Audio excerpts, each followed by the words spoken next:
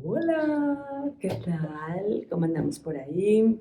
Buen día, buena tarde, buena noche, madrugadores, desvelados. Yo soy desvelada, soy un búho. Así que en ese tiempo, cuando no puedo dormir, leo. O sea que leo mucho, leo siempre. Por eso es que ahora les quiero presentar este cuento que se llama Arroz, de Alejandra Camilla, que ya hemos hablado de ella, hemos leído algunos de sus cuentos.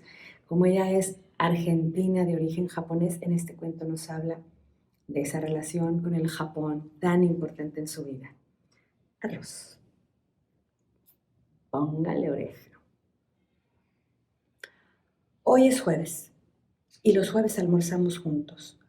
Hablamos mucho, o lo que para nosotros es mucho. Ninguno de los dos somos personas que otras consideren conversadores. A veces hasta almorzamos en silencio, un silencio cómodo, liviano, como el aire del que está hecho, y en el que se expresa mejor el sabor de lo que comemos. Algunas otras veces cuando hablamos, las palabras van formando pequeños montículos que lentamente se transforman en montañas. Entre una y otra hacemos largos silencios, valles en los que pensamos como si anduviéramos. Es sabido que las conversaciones y la música están hechas también de silencios. Elegimos un restaurante que es una casa antigua en San Telmo. Tiene un patio en el centro, un cuadrado de cielo propio, nubes diferentes todo el tiempo. La conversación con mi padre avanza a un paso tranquilo, como de un paseo. De repente, en medio de una frase, él dice, limpiar arroz, y junta las manos haciendo un aro con los dedos y las mueve arriba y abajo como si golpeara algo contra el borde de la mesa. Lo que ocurre de repente no es que él diga esas palabras, sino que yo me doy cuenta de que no sé cómo se limpia el arroz. Lo que ocurre de repente es que me doy cuenta de que sé muchas cosas de él así, sin saberlas, apenas intuyéndolas. Sé que mi padre en sus manos debe estar sujetando un manojo de algo que yo no veo. Busco en mi memoria los campos de arroz que vi en el Japón e imagino que el manojo debe ser esa especie de juncos verdes.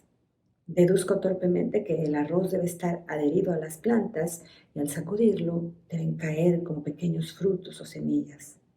Así, viendo los gestos de mi padre, puedo llegar al pasado, a Japón, a la historia de mi padre que es la mía. Como miro cuadros impresionistas sin buscar los detalles, sino la luz, la idea. Como conozco los árboles de la vereda de mi casa sin saber sus nombres, pero sin poder imaginar mi casa sin ellos en las ventanas. Así converso con mi padre, segura y a tientas. Él dice, por ejemplo, que este país es un niño, 200 años apenas, y junto al niño yo veo un Japón viejo, con manos en las que la piel cubre y descubre la forma de los huesos. Si él se agarra la cabeza cuando dice que corrían por campos de té, yo sé que pasan aviones por el cielo que no veo y que bombardean. Miramos el menú y elegimos platos que vamos a compartir. Mi padre nunca se acostumbró a comer un solo plato. Fue mi madre la que se acostumbró a preparar varios platos para la comida. Después hablamos de libros. Él está leyendo Las Benévolas, un libro que lleva consigo a donde vaya. Mi padre siempre lleva un libro y un diccionario con él. A mí, que nací y me crié en Argentina, me da pereza buscar palabras en el diccionario. A él no. El español de mi padre japonés es más vasto y más correcto que el mío. Me cuenta que fue a hacerse unos estudios que le ordenó el médico y mientras esperaba leyó unas cuantas páginas. ¿Qué estudios? Pregunto. Una biopsia. Responde. Tengo miedo. Un miedo espeso. Siento lo que está al acecho y una certidumbre parecida a la de que al día lo sucede la noche, una especie de vértigo. Todo lo que no pregunté en años vuelve a mí. Cada pregunta vuelve y trae otras. Quiero saber por qué mi padre eligió este país niño. Quiero saber cómo fue el día que mi padre supo que había comenzado la guerra. cómo fueron cada uno de los días que siguieron hasta el día que llegó a esta tierra. Quiero saber cómo eran sus juguetes, su ropa, cómo era ir al colegio durante la guerra, cómo era el puerto de Buenos Aires en los 60. Si le escribía cartas a mi abuela, ¿qué decían? Quiero saber los colores, las palabras, el olor de la comida, las casas en las que vivió.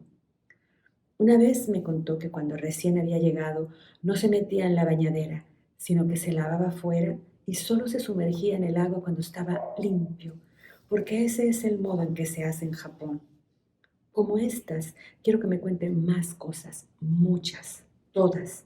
Quiero que me cuente cada día, para que no lo sople el tiempo, tal vez para escribirlo, dejarlo agarrado con tinta a un papel para siempre. ¿Por dónde empezar? ¿Por dónde empiezan las preguntas? ¿Cuál es la primera? Busco por dentro como si corriera perdida en este valle de silencio que se ha abierto de repente entre las palabras. Perderse en un lugar tan vasto se parece a un encierro. Cuando dejo de buscar, veo la pregunta frente a mí como si me hubiera estado esperando. Miro a mi padre y le pregunto. Él sonríe, toma el papel de unas hojas de su libro, saca un lápiz negro del bolsillo del saco que lleva puesto, dibuja unas líneas muy juntas, paralelas, y otras que se entrecruzan. Y luego otra perpendicular y ondulada que las corta cerca de un extremo. Son las plantas del arroz en el agua. Después hace unos círculos muy pequeños en las puntas, los granos.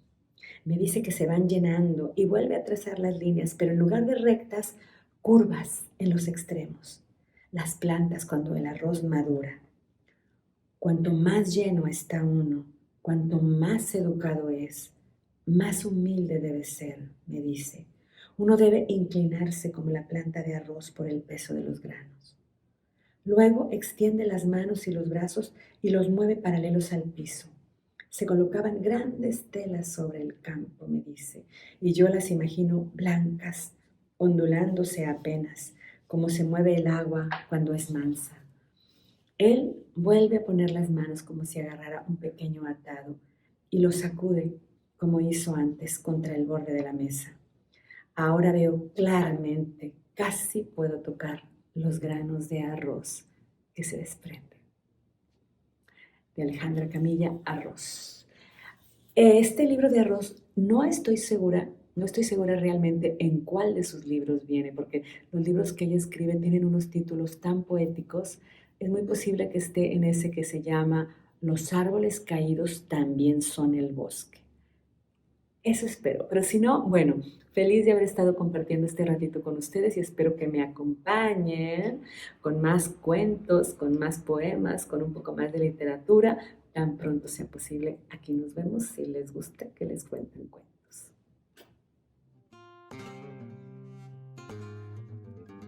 Aquí nos vemos pronto con más poesía, si ustedes quieren. Yo siempre quiero.